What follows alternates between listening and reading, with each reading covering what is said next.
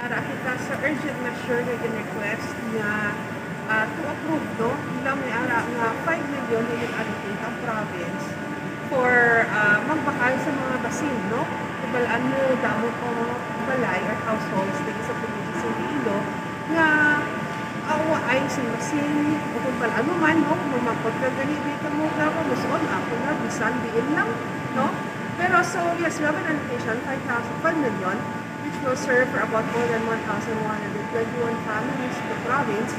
So yes, ang munang pag-apilang din Gin-Aprubahan, no?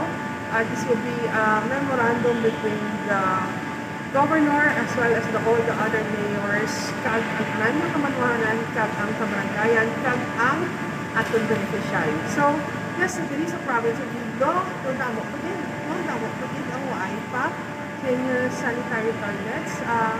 But hopefully, no, at least hindi yan makadugang-dugang lang. Only about 5% lang siguro sangwaay ang mahatagan natin. Subong, ang waay sa toilets, mahatagan sa province. Ano nga ba Vice ang nagkinahanglan din sa toilet? Well, based on the list, no, siguro nakibot ako kani, may agbato mo ba mga jutay na isa, dua, apat lang, o lima. But siguro, if I remember correctly, it was San Dionisio, doon to 5 kilos, ang 188, something like that, no? So, which is a big difference. Okay, yes, but there are 100,000 jutay man, hinambal man sa PHO na doon, na only about 23 out of the 43 municipalities nag-practice na the zero operation.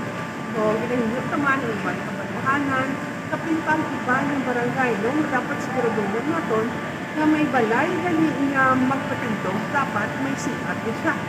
No? Kaya para nga malikawan naton ang balaan mo man, dapat hindi karoon mas higit, no? Kung ay kasing CR or sanitary toilet na community. Oo. Ang pag-ahatag sa ila sa toilet, Vice, hatag lang sa ila or pati ang pagkayo, pagbutang pag-ibraya yes, sa ila? actually, it's a combination sa partnership ang province ang mahatag sa materials, no? Tapos, mabulig ang local government unit natin, mabulig siya pag-transport.